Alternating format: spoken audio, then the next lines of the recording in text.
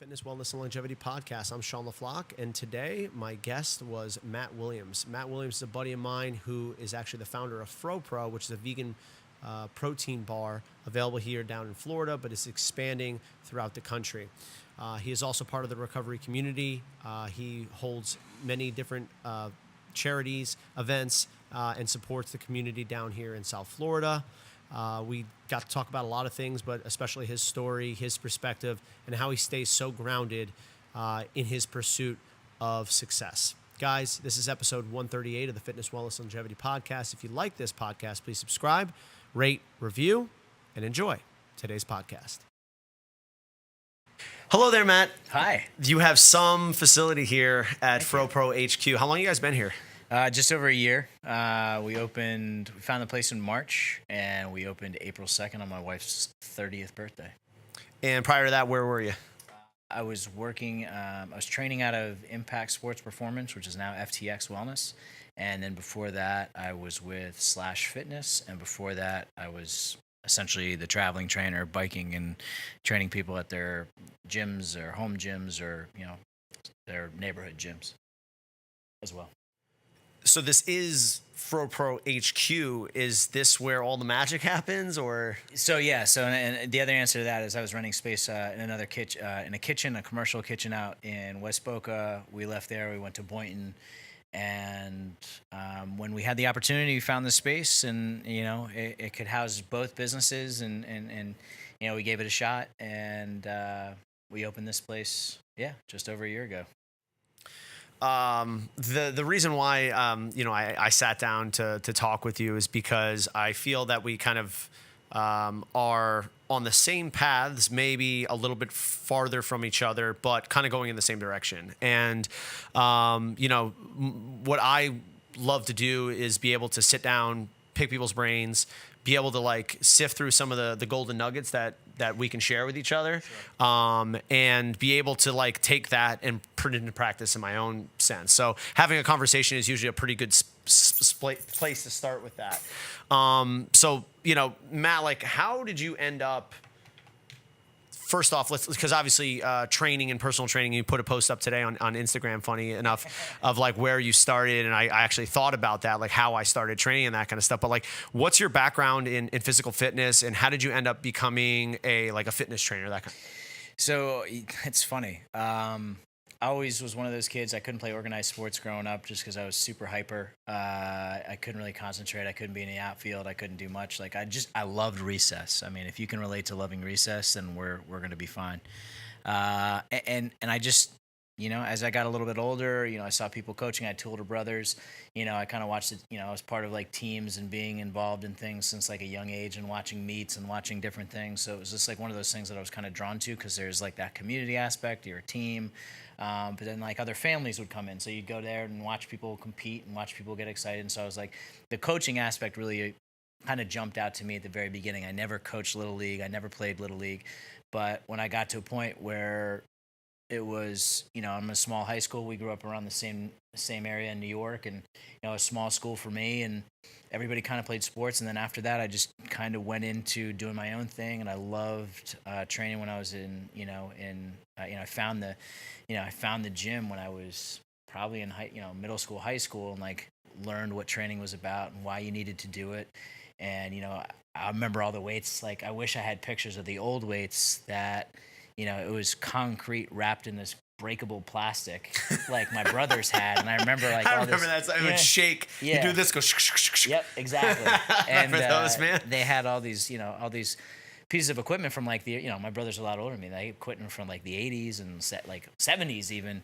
And that's kind of where my journey started. And we got one of these, I posted that picture today because it came across my feed, and I was like, man, I remember begging my dad to buy that because I couldn't drive, I couldn't go to the gym. There was Club Fit was right there down the road, and it was expensive. So it was, what's the next step? Find something to do at home, find something to do outside. And I had no problem running around outside like a madman.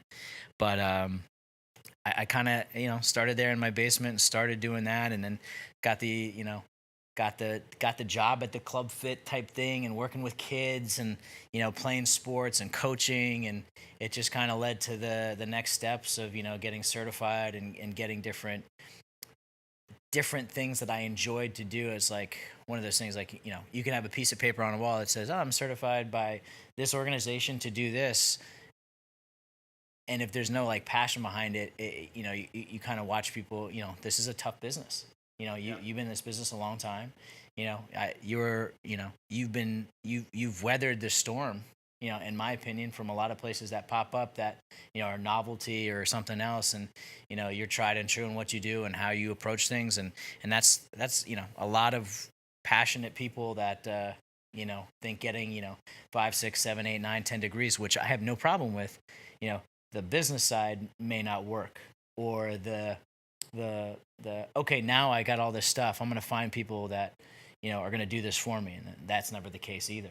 I think I'm kind of going off on a couple different tangents that we probably will touch on later on, but like my passion just comes from the fact that like I like helping people. I work with people that have certain goals. Some of them stay longer than those goals after accomplishing those goals, because it's an accountability factor. And it's nice to be an accountability to those, what they're trying to do fitness-wise, health-wise, eating-wise, and improve their daily living. So, like, obviously, this far down the path of wellness and bringing upon change for people, do you have highs and lows of like, yo, I'm just not into this anymore, or is it a consistent, like, I love everybody? I mean, obviously, I'm kind of loading the question here, but like, I know there's a lot of people who are, whether they're a year into this or 10 years in this, it's nice to see what other people are thinking of and what other people actually experience, because then it's like, oh shit, I'm not alone. Like, do you ever feel that? 100%. I think there are days. I mean, anybody that says otherwise, I would imagine. I mean, waking up and loving what you do, 100%. But there's certain days, if it's raining, you don't want to drive in the rain, or it's just going to be a challenging day. There's certain days for anything, or I don't want to do it. I don't want to do it. I just don't want to do it. So. And I don't. And the thing is I think one of the best parts about that is, can I call it, like, if I'm dying ill and like I'm having a really rough day and I'm going to the bath, nothing's where I don't feel good. Obviously, I'm calling out. And I'm trying to make arrangements for the people that hold me accountable and that hire me for my time and to be there. But that's been, I can count on one hand the times where, and I don't come places sick and to get people sick, but like I can count on my hand, because again, I think if you find something you love, obviously sicknesses happen, food poisoning, or, whatever it is. But, I find that, showing up and overcoming that feeling, and sometimes they're fleeting thoughts and fleeting feelings, and other times it's, am I doing enough? Or, my biggest thing, and I talk a lot about with like the guys in my life, is, what's next? Like you get to a certain point, or, you get to that, you have a big gym. You get to like, well, now we have this many members. At one point you maybe you had you and someone else, or you and 2 other people, and now it's, you have a couple hundred members. And you're doing this, and you're doing that, and you're like, all right, what's next? Or something comes along, and you're like super excited about it. And like your next thought for me, well, what's next? And not as like I'm not appreciating it. It's like, all right, this is a cool goal. I'm glad I'm here. I'm appreciating it. But now that the thing that I was fearful of, or it was tough to get to, it's been accomplished. Like a fitness goal or a health goal or a business goal or a life goal, whatever it is, reading whatever it is, you're like, what's next? Yeah. And I think I get more in that than the nowadays, because man, there were times, before you kind of like, I found what I really loved, where it's, we called that the, Sunday night, you're like dreading Monday. And, I love teaching. It was one of my passions, and I squandered that. But before that, and, I tried my hand at working in corporate. Not for me. Everything about that was, what am I going to do when I get out of here? How am I going to connect? How am I going to go play sports? Am I going to go to the gym? Am I going to go golf? Am I going to go do these things to connect with people on like a competitive setting or like a social setting? And corporate was really tough for me. And I think, it's the same thing with school. Like Sunday night comes around, you just spend a weekend, for me, partying. And, I always thought I worked really hard, but then, come Sunday, you're like, man, I have to go to like 4 class. Like, how bad the Cadillac problem. I have to go to 4 classes tomorrow. Ah, man. It's like, really? You have to spend 4 hours studying in a room with your friends. It's just my perspective was really shitty, I guess.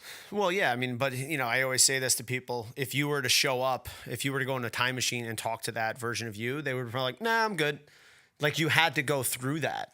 Like just imagine, like, yo, man, if you listen to me, you won't have any stress, no problems. And they're like, nah, I'm good. Like, and it's you know what I mean? Like if you straight up Bill and Tedded yourself, like, say, guys, listen you to know, this dude if you don't do Rufus. it, this guy Rufus, I'm telling you, nah, not listening to you. I think it's horseshit when people are like, yo, if I can go back in time and tell myself this, that, the other thing, we would have never done it. There's no way, because guess what? Like that's what our parents were doing the entire time. Now, were they in our shoes, etc.? No, but I think you have to appreciate that the reason why you are in this position now is because you went through that thing, that event, that circumstance. You saw the result. And with awareness, you can say, do I want that result again? And it might be 10 to 15 times of you doing that same thing. Be like, I think this might be the time where I can just go, you know what? I'm just going to make a little bit of change and see where that takes me. And then maybe momentum takes over, or maybe it doesn't. And maybe you got to fall down another 10 times. But like, it's so challenging as people who are, quote unquote achievers to be like, where I'm at is where I'm at. And that's okay. And that's one of the hardest things that I've come across is that, like, as an achiever, I'm like, yo, the next thing, the next thing, the next thing. And I'm never appreciating what I have in front of me. Like, that is my biggest, like, I guess, sense of like, I want to work on this. And, maybe you can share a little bit how you practice gratitude and how you do appreciate the things you have. Because I really do see that in you. It's genuine. And I think that's what people resonate toward. Yeah, no, I again, like that. It's my whole appreciation for things that are what I experience today is a direct result of me, like you said, like going through things and not appreciating my life and not appreciating and losing basic responsibilities and basic gifts that are given to people when they get certain ages, like driving a car or getting a driver's license or having a drink, or there's like certain ages, and like there's certain things that I went through that I don't regret anything. And I get asked that question a lot. Oh, do you regret what happened to you and almost 9 years ago? And I'm like, no. At the beginning I was like, yeah, my life sucks, like like I lost my driver's license, I don't have a job, like I don't have any money, like at the very beginning, yes, it sucked. It was dark. I look back at journal entries, and again, when my life changed from how I used to live to today, I've shared this before, and when I got the DUI, I went back to work 2 days later. I'd finally had enough for whatever reason that I picked. I just shared this with another buddy. I picked up a journal and I just started writing. And I'm good. I can talk to people and like, but like I never really told people what was going on, how I felt. And like, it was Mr. Williams on the surface, as a teacher, coach, it was just like, life is teaching at a great school. I got this great girl and my dream, Jeep Wrangler. And I'm like, oh, this is cool. I live in Florida. Like what's better? But I never really appreciated it. And I remember just sitting there and writing, and my kids are taking the test, and I've shared this, and it's very repetitive for people that have heard my story, but I was sitting there and I was just like, man, I'm the biggest fake, I'm the biggest phony, I'm a fucking liar. Like, these kids look at me like I'm a good guy, and I'm not. I don't feel like a good guy because I can't stop from making poor choices regarding alcohol or drugs. And, no one knows. And eventually, like, those two worlds collide where you're like, you're Mr. Williams, and then your alternate self, where you're like who you are, when no one's watching, and that's like one of the craziest things, because ever since I started writing, it was more of a release than anything for me, and that release was getting my feelings out. And I look back at these journals, and man, they're dark, and it's like I'm coming up on 9 years, and I look back, and I want to and like I've just gotten to the point where I want to share that part of it, because like you said, like people in this industry or people that go through daily lives, their life, they may not talk about that stuff, and unless they're in a private room. And like I was very resistant on doing a lot of these things and sharing a lot of that stuff because of that reason, because I didn't, there's a huge stigma attached to everything. But at the same time, journaling and waking up every day, for me, hit my knees. I thank God I'm alive. I throw out a couple prayers,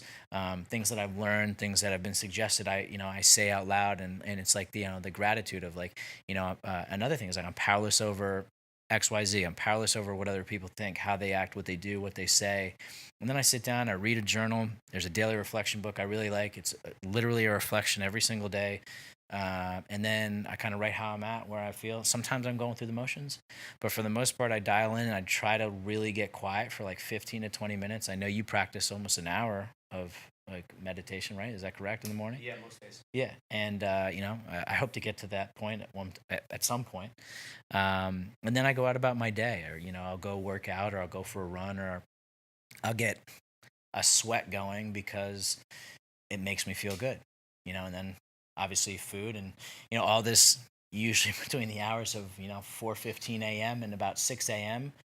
And why I like that even more is I love people, but man, there's no people at that time. I love my wife dearly. She's she's sleeping. Most people are asleep, and I know you don't have to get up early to be a successful person. I know people that sleep a good majority of the day, and then they work until the time I'm getting up, and that works for them, and I think that's great.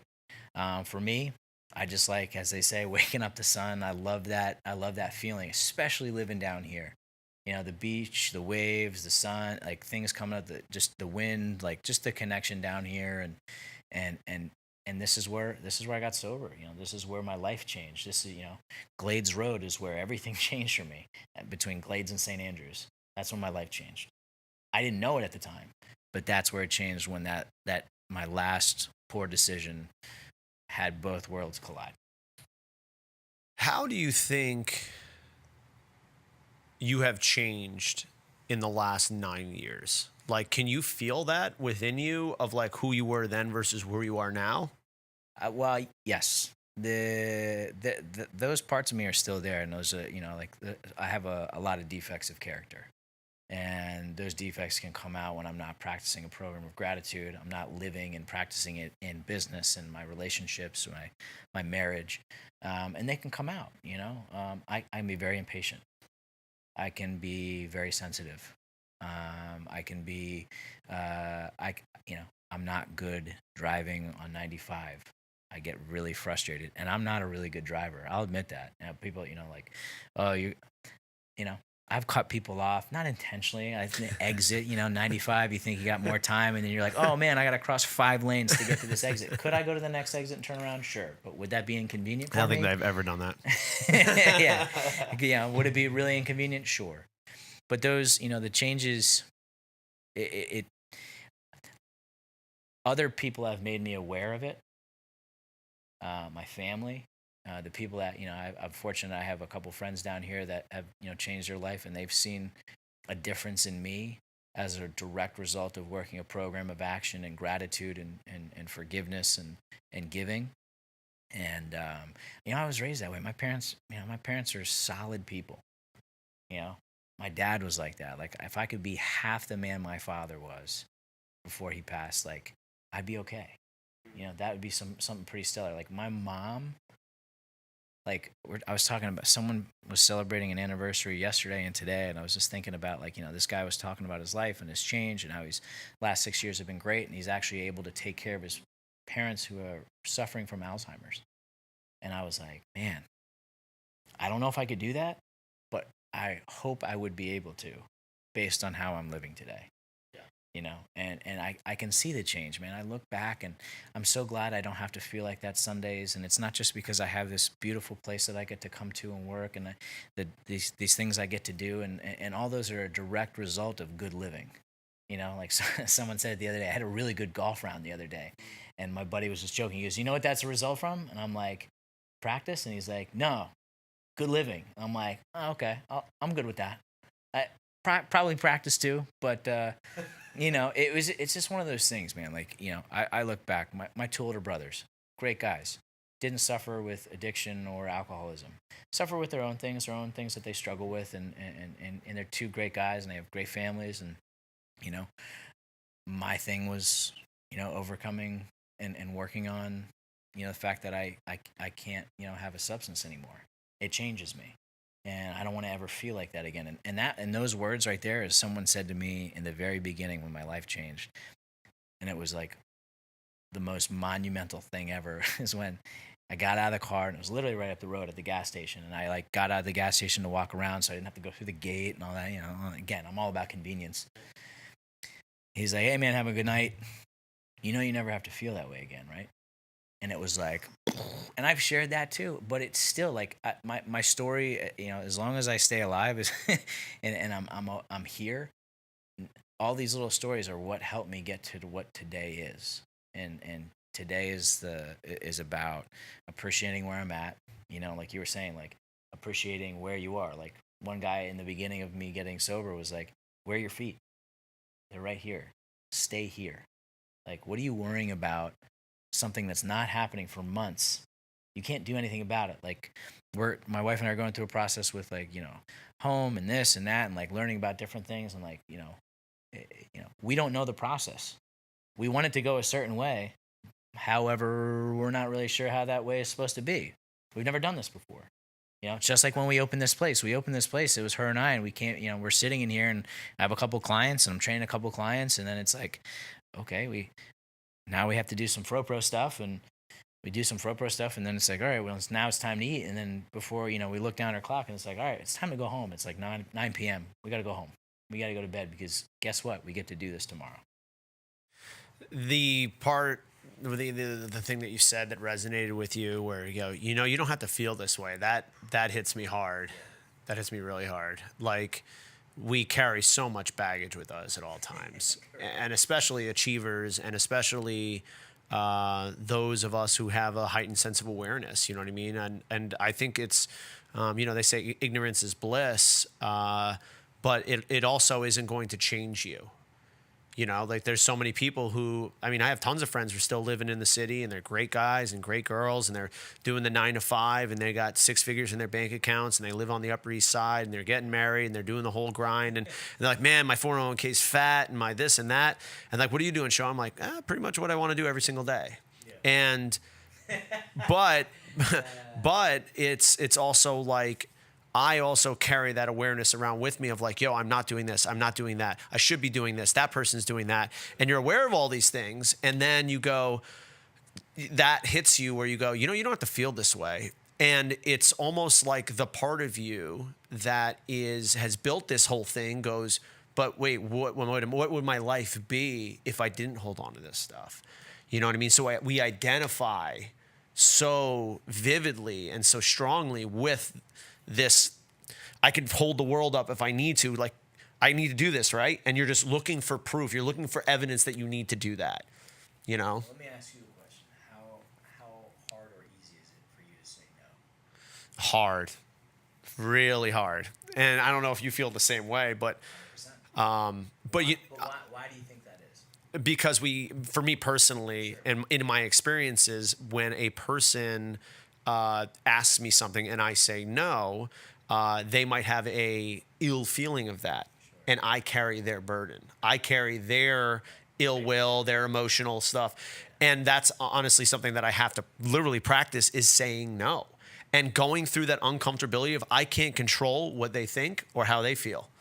And that, yes, I really do have, like, there's a part of me that comes up here, and I approach it as, okay, cool. Yeah, I take a breath and I go, all right, we're all right. We're all right. And I, you had mentioned that of meditation and that kind of stuff, and I try to practice it as much as possible. And I do it as my own practice to be present. And some people will work out, some people journal, some people have to talk, and whatever works for you. I just find that this is not as, for me personally, I just practice it and I've just kind of come accustomed to it. But this morning in particular, I was lying there and I was thinking about what do I have to think about? Who do I have to be? What do I have to do? How do I get out of this place? And all of a sudden I took a step back from that spot, and I almost imagined myself in the audience of a circus, and all of this juggling going on of this guy who's like, yo, man, what do we have to do to be present? What do you have to do? And I realized that's not even me. Like none of those things. The person who says I'm not good enough, the person who says like, what do I have to do to be great? I took a step even further back from that and observed that. And I realized like, yo, all this shit is corralled and I'm just the audience of all of it. And every once in a while, that kind of break between who you think you are versus who you actually are, which is just, I'm looking at all this shit, happens. And then you're like, okay, like I'm here. And just like you said, like I'm here right now. My feet are underneath me. I'm lying in my bed. I'm observing this around me. And when you break it down that way, you're like, damn, like life is good, especially where we have it, man. Especially where we have it. It's funny you say that because like in our bedroom, my wife and I's bedroom. Yeah, there's this. I've been moonlighting as. There's this passage called Desiderata, and it's essentially just like encapsulates in capsules, whatever. It basically summarizes life, and it was in my dad's office in his den in my house growing up. And like I always read it. I've read it. I've looked at it. And I remember one time I was laying there and I was like getting ready for bed, and Chelsea was like kind of like running around outside and like getting ready, and I just sat there and I like literally like I was laying on my side and I was literally looking up and I was reading it, and like I started it, I like felt my dad like just like in his spirit of just being like, you're really reading this right now. You're present and you're not reading the words, you're feeling it. And I was like tearing up, and she's like, what are you crying for? Is everything okay? I was like, yeah, I'm actually reading it. And she read it and she got teary-eyed. And it's like, life's really good. And there are times when it's not. And those times when it's not, again, like I could cite a bunch of different buddies, you could too, I'm sure, of, we all go through hardships, we all go through challenges, we all go through like, things that you would assume you couldn't live through, or like this will be people say this will be the death of me, or like I'm never going to get through this, or I pray to God that like this too shall pass. And we get through these things because we're super resilient. And we have, hopefully in our lives, we have people that we can count on. We have coaches, we have trainers, we have loved ones, we have family, we have somebody that we can count on. And I know not everybody has that, so I can't speak the other side. I just know like there's hardships I couldn't even imagine. I hear crazy things that like I'm like, wow. Like they say, if you put your problems in a pile and you see everybody else's problems, you take yours right back. Because you're like, oh man, I don't want any of that shit. Yep. And you said it, we're here right now. We live in this amazing place. It's getting a little hot, but that's okay. But we get to like do and be and surround. Like this is awesome, man. Like I'm excited we're doing this. Yeah. Like getting to talk to people like you and just like just in the community, doing the things they love, like, and that's, I think that's a really cool thing about, we'll go to another topic, but like I'm saying, I think that's a real cool thing about social media. There's a lot of positivity there. There's a lot of like reward in having these, you and I could be the only two people that ever listen to this conversation. Yeah. Usually that's how it goes. Right. I don't have a lot of downloads. But that's the thing, it could hit one person, or, I re-listened to a podcast I did a while back, and I was like, wow, I wonder why I was like that day. Yeah. I was a little chippy and like a little, a little sassy and just kind of being like standoffish. But, again, what we get to do every day is pretty awesome. And even when I was at my bottom, where I was, reading these journals dark and like not wanting to be alive and not wanting to be present, like I'm saying that just because it's a cop out. And I always say, like, I'm the biggest coward. I wouldn't know how to take myself out.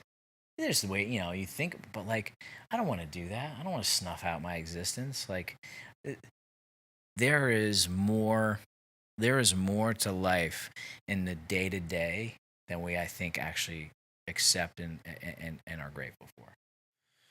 Yeah, man. And to hear that too is, it makes me feel a little bit more okay, like other people feel this way as well, because I'll tell you right now, like I do a weekly call to one of like our, this guy Kyle Cease, who, I've learned a lot of stuff and that kind of thing, and he's talking about all this and these great things. This is such fucking bullshit. Like, screw you, screw everybody. I hate this world. I don't like anybody. I hope everybody feels as bad as I do. And like, that is a consistent trope for me of like this idea that it's my armor. You know what I mean? Like, I want everybody to feel my pain. And if you're not feeling my pain, and if you're feeling good, fuck you, right?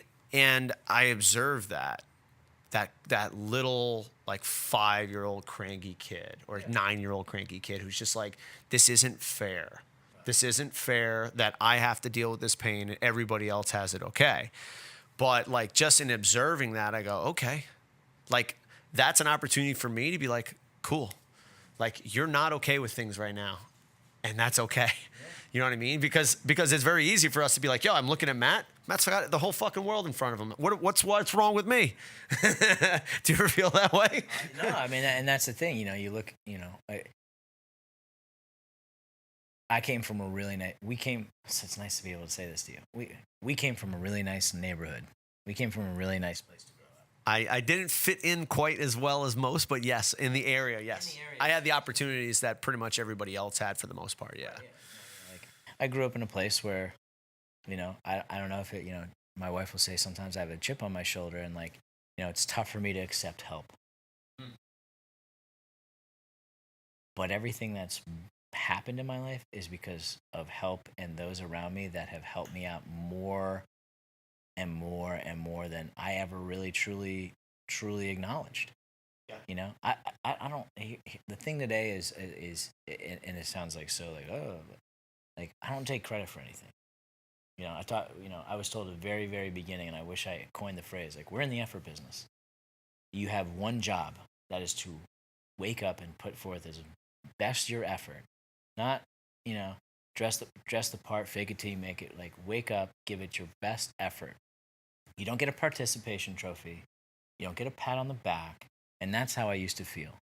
I used to need the recognition. That was my last drink that I had was I drank at somebody because they didn't give me the recognition I thought I deserved. They didn't say my name in public to acknowledge my help that I had given my time. No one's getting paid, but like I thought I deserved a thank you. And quite honestly, they probably did. I just didn't hear them because I didn't want to hear them. I wanted to be in the pity party. I wanted to be in the chaos, and I wanted to blame everybody else for where I was at. It seems like it takes a lot of effort to do that. A lot. Yeah, everybody's always like, "Oh, it's so hard to be good," and like, it's actually much harder to be an asshole. Yeah. I mean, and you get tested all the time. Yeah, I'm just more experienced at being an asshole. Right. No, and the worst part is there is that part of me that is still there. Can the flip be switched? I switch the flip. Yeah, you can. Yeah. But what's the result? Yeah. The result is I've hurt someone, probably verbally. I've gone out of my way to hurt that person, regardless of what they did to, again, provocation or not.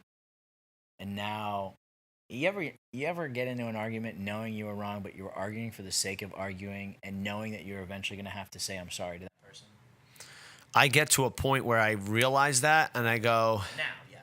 Yeah, no, I mean, even in the argument, I'm like, I honestly don't argue anymore. Right. I'm done with arguing. You know what I mean? I have discussions with people. I have disagreements.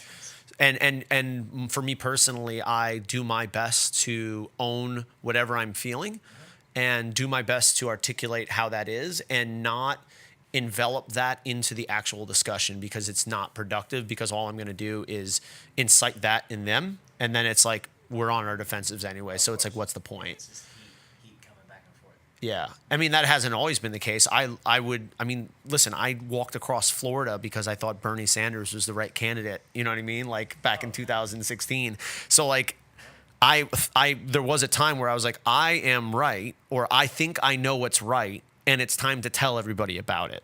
And it's funny because I walked down Federal Highway from Jacksonville all the way to Miami with a sign that said, "Be the change." Love that. Right? Be the change. Was that documented? Yeah. The 3 or 4 people might have seen it. You know, my life is literally like about doing some pretty cool things with no like audience. And I think that's my biggest lesson is like, yo, what are you really doing this for? Are you doing this for the attention of people? Because if you are, this is what your result is. You're never going to get attention for that. The moment you go, I don't care about the attention anymore, and I don't care what people think, guess what people do? Because they resonate to that, because they want that. Everybody wants to feel that way. 100%. You know what I mean? Yeah. Why did you start this podcast?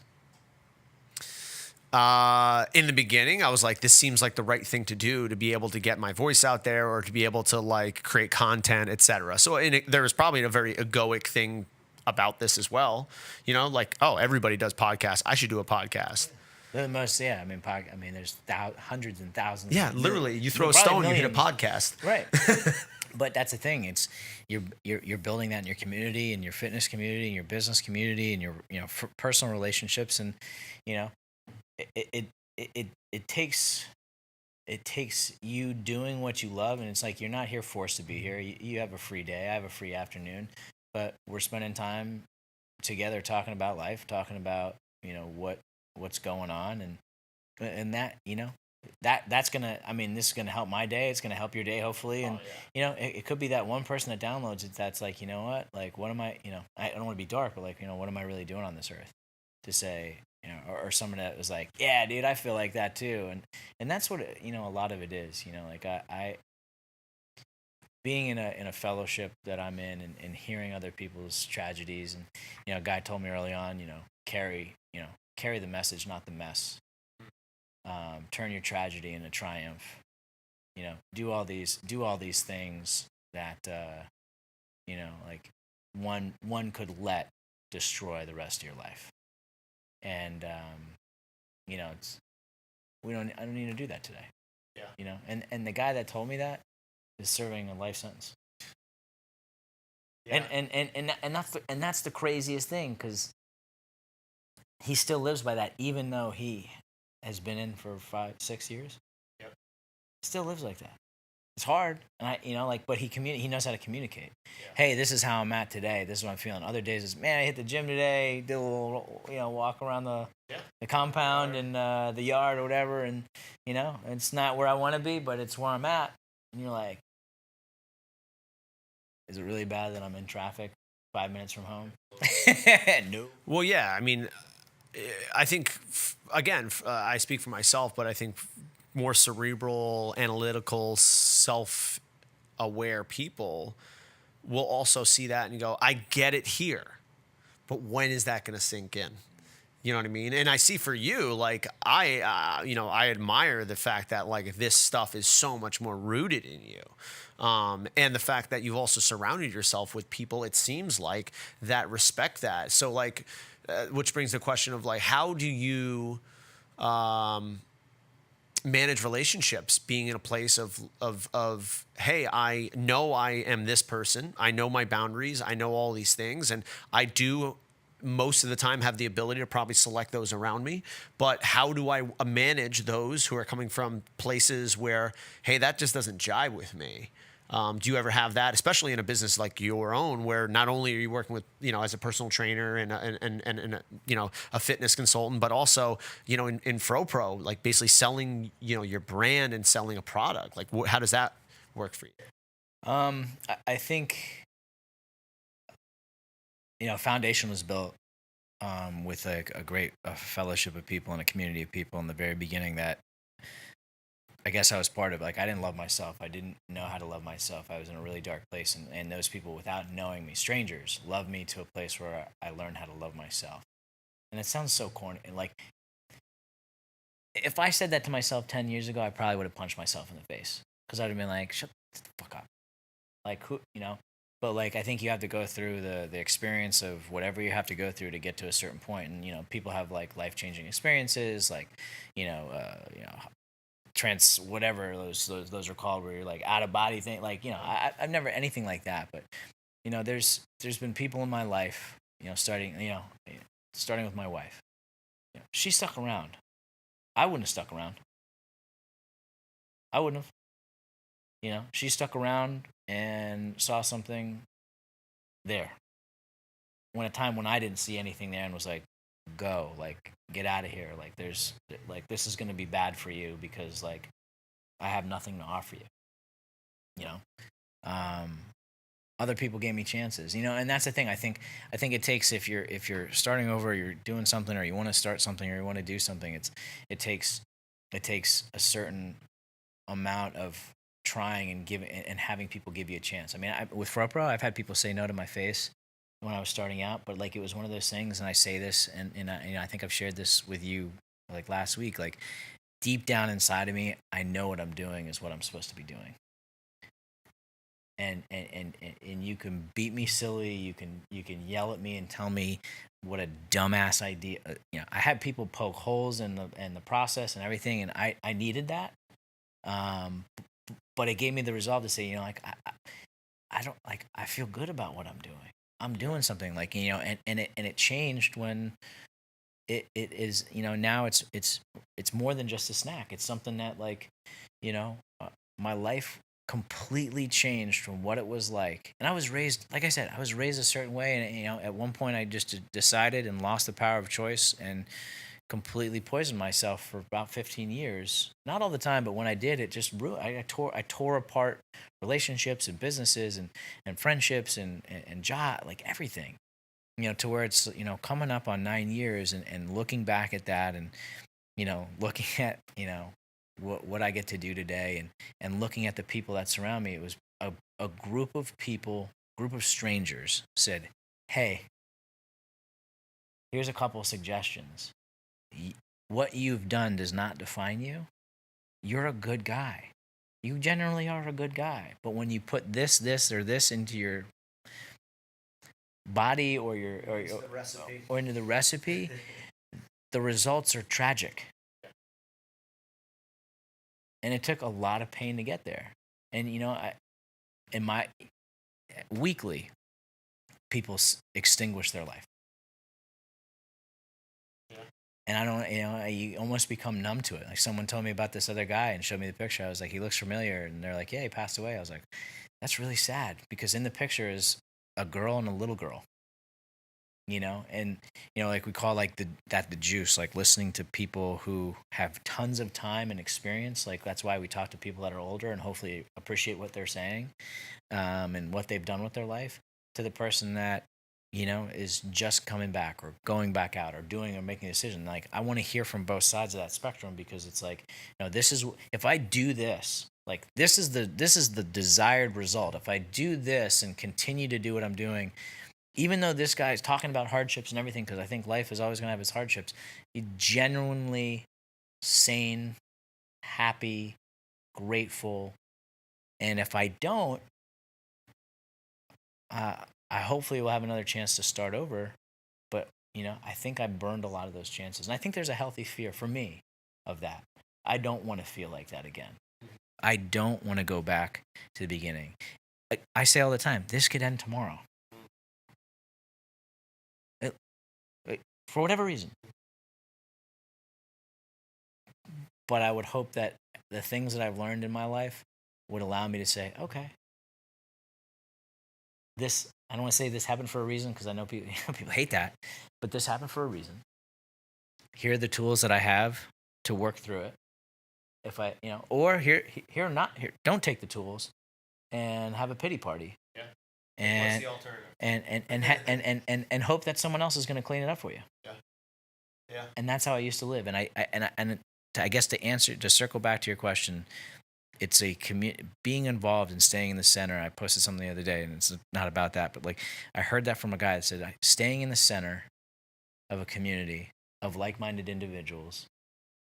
And I mean, you understand the road to progress, and you may lose a couple people. People may not align with you, and they say, I don't have fucking Sean anymore doing this podcast, or he's always working out, and I just want to sit around and do nothing. That's okay too. But, like, we're on a path to doing things that we want to do, and improving and changing and learning and growing, or not changing, but, like, just enhancing our life, and that's awesome. Yeah. It's very interesting how, as we, whittle away those, I don't want to call it like the extra in terms of our lives and relationships, but you know what I mean? Like the stuff that is just, trim the fat, so to speak, right? I don't want to say that, but, I'm just going to say it. But, it's not enough hours in the day, though. yeah. I mean, and you know what the funny thing is? That triggers me in other people where they're like, yo, I don't have enough time for you. I'm like, well, you don't have enough time for me? I'm not important. Right. But like, because I have the inability to do that within myself. So when someone else does it, it triggers me because I'm like, oh, I hold on to everybody because I need to hold on to everybody. And I say this, and again, the examples that I give, I don't give that in my true sense. It's the egoic, who I think I am, who I identify with myself with, that I'm progressively letting go of more and more. You know what I mean? I was just reading something about a guy, and he went off on like the word busy. Mm-hmm. He's like, that just, to me, the word busy means you lack priority, you lack efficiency. And I was looking at that, and I was like, man, do I say that I'm busy? When people say, how's it going with FroPro? I'm like, yeah, we're working hard, and we have a long way to go, because that's what it is. Is it going well? I don't know how to define that. I don't know what well is. Am I making millions of dollars? No. People think that. Not millions, maybe thousands, but like, people have said that to me, like, oh, it must be easy for you. I'm like, where do you get that impression? Yeah. Just because like I love my life, and I get to work with my wife, and I get to hang out with my friends, and I get to train some awesome people and that are like family, and I get to do these cool places. Like one guy, one of my buddies came with me to a demo. I said, are you sure? I said, you're going to be dealing with the general public. Yeah, we sit in our bubble often where we're like, oh, everybody knows FroPro, and then you go outside of that CrossFit, yoga, juice buzz bubble, and you're like, what is this? Yeah. This is a dog food. Right. And that's the other thing. Like other people, like there's so many companies out there. It was one of the things that people got in my head in the very beginning, or tried to. It was like, yeah, no, how are you gonna crack into that? I'm like, I'm not cracking into anything. I have a really good product, and I'm sharing it with the people that like it and are in my community, and if they like it, great. Maybe some other people will like it, and maybe the entire state of Florida will like it. So far, so good. And like I said, if it ended up just staying here, I'm okay with that. If it ended up ending tomorrow, it would be sad. I'd be upset. It would hurt, but it wouldn't stop me from doing what I'm doing, which is sharing about my life, and the fact that like someone told me when I got sober, like, man, you don't have to live a limited life anymore. Yeah. You were limited by your decision making and everything else because you couldn't. The recipe of putting in a couple bad things ruined everything else. You take that out of the recipe, things taste like a mint FroPro. It's great.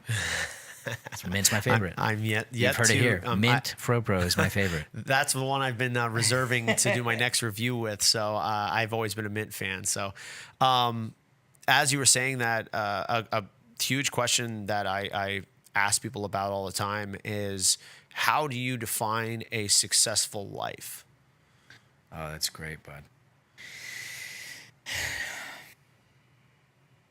Because as you were saying those things, I was like, because a lot of people were like, oh, what's success? Okay, making $1 million company, or being a huge mark in a community, or having X amount of employees. But like what you described there was like almost like your definition of what a purposeful life kind of is, right? Yeah, I mean, you summarized it.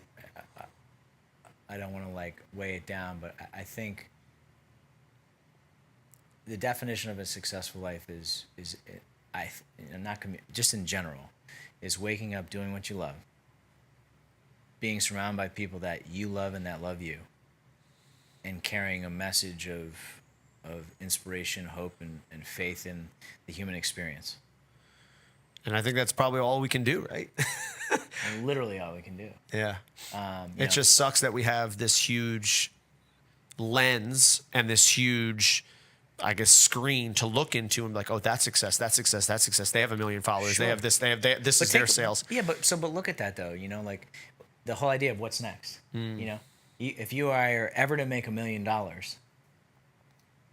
By the way, I wouldn't give a fuck. That would not help me. Like, I got a check from a settlement the other day, literally 10 seconds after. I'm like, I still got these problems. Like, you know what I mean? No, that's what I'm saying. We're always going to be working on it. And that's what drives us. You know, you are content to a certain degree with. I'm sure you love your gym. You love the people you work with. You love your clients. They come and see you every day. Like, there is a level of contentment. You know, when I walk in here every day, I'm like, man, this is so cool. You know, do I need to throw out the trash? Do I need to clean the toilet? Do I need to make sure like no one blew in leaves from the outside into, which happens every single day? Will I sweep them out? Yeah, I'm gonna keep sweeping them out. You know, like all these little things. It's the success of, you know, of FroPro is largely due to the effort put forward, but then the people. Again, it's the community, and I always come back to the people who are about community. It is. We wouldn't be where we are today without the people in this community. We wouldn't. Fact. People said, hey, bring this here. I will sell it for you. Bring this here. I will sell it for you. Go see this person. They will sell it for you. This person says no. Go talk to that person.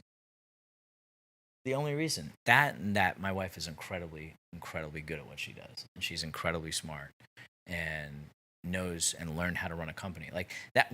So here's a funny thing. My brother, pretty spiritual guy, right? He said to me one time, he's like, do you remember, or he goes, have you ever looked at where and how you got down here, what happened, what transpired? And he's a big God guy. And he's like, it's a pretty funny story. God's got a great sense of humor. And I'm like, how so? He's like, you taught up north. It didn't work out. You were down here visiting a friend because that friend was sober. And you knew that like you didn't want to party for your spring break. You had a email sent to you where you got a job offer or a phone call, looked up the school was down the street. You went out, bought a suit, interviewed in person, got the job, got down here, still were poisoning yourself and not really appreciating life. And then you lost everything. You lost everything in a place where it is one of the most prevalent recovery communities on the East Coast.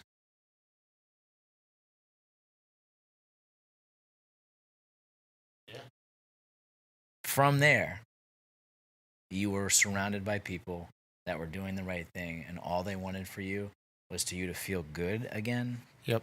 And to live a better life. Which may never have happened had you done that anywhere else. Who knows? Right? Yeah, who does now? Literally, and you know, and along the way, I meet this awesome girl. She sticks around.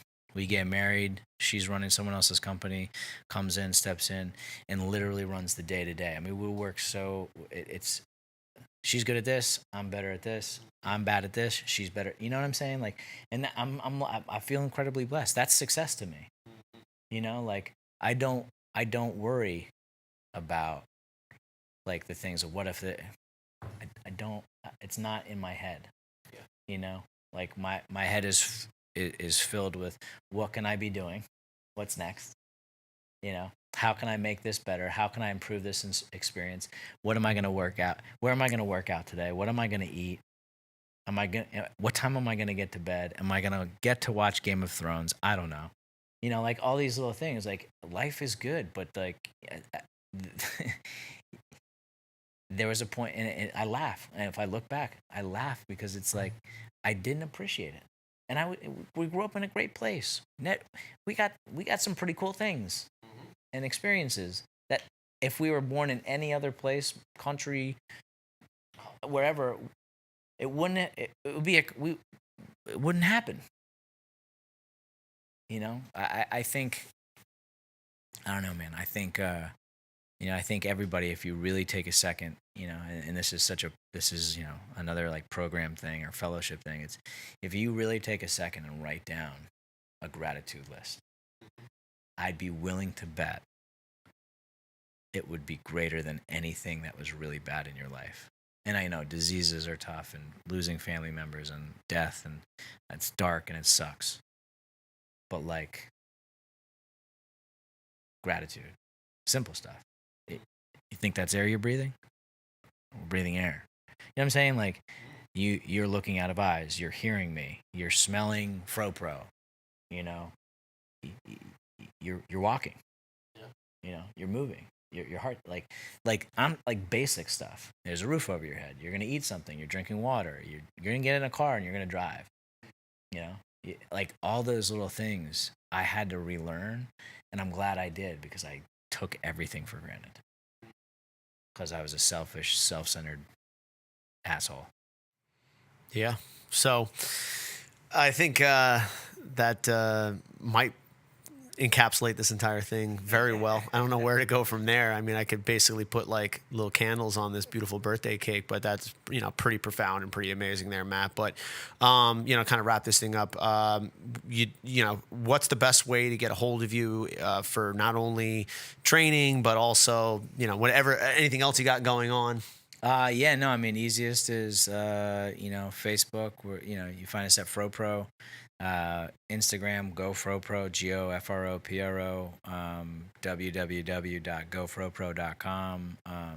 Again, we have events, we post things, we like to do things in the community. You and I'm pretty stoked. I'm going to be assisting you and emceeing an awesome charity event this Saturday. I'm going to be assisting Matt. No. I'm there to have some fun and run around and mix it up with everybody, and that's that's where you can find us. We're here on Clintmore Road in Boca Raton, sunny South Florida, Boca Raton, at East Coast Plaza, Unit 11. And we love having people drop by and come checking out the place. And if you're looking for training, I mean, there's great places to train down here.